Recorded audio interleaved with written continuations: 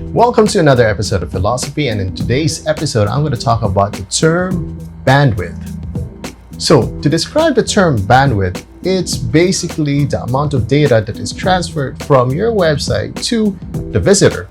So this data is calculated over a span of 1 month. So let's say the size of your website that is produced every time a visitor visits your website is 1 MB. So the total bandwidth of that would be the amount of visitors multiplied by the size of your website. So let me give you an example here. If your website would produce 1 MB, which is 1 megabyte, and you have 10 visitors visiting your website, that would be multiplied by 10. So meaning with 10 visitors, that would be 100 MB consumed and transferred from your website to the end user. Now, prior to even developing a website, you would purchase hosting with features that has at least a certain amount of bandwidth up to unlimited. Now, bandwidth is really important when it comes to data transfer because the lower bandwidth that the hosting provides, the less chances for a website to be exposed by more people visiting the website. So it is important prior to developing a website is to purchase web hosting that has at least a large number of bandwidth that could be consumed over a span of 1 month. So always consider the amount of bandwidth that you would be consuming per month.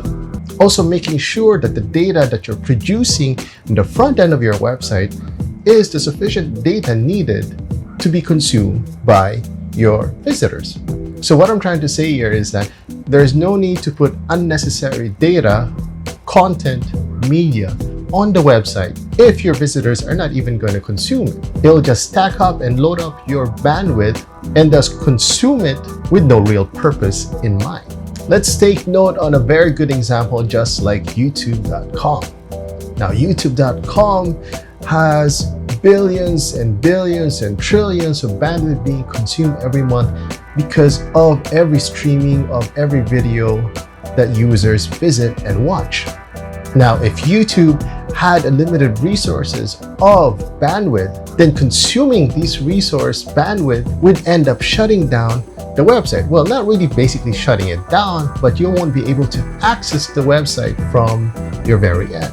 Now, YouTube is just one of the humongous examples that I could give out in terms of bandwidth. That's why Google's servers and the bandwidth they consume or purchase over the internet is quite large, but I wouldn't say unlimited, but because it is really based on every scenario, on every situation, and every event in life. There are many factors that could affect bandwidth, not just the transfer from your main website to the users. Factors like sending out email from your web server, uploading files through FTP, or even gathering data from your website visitors to your website.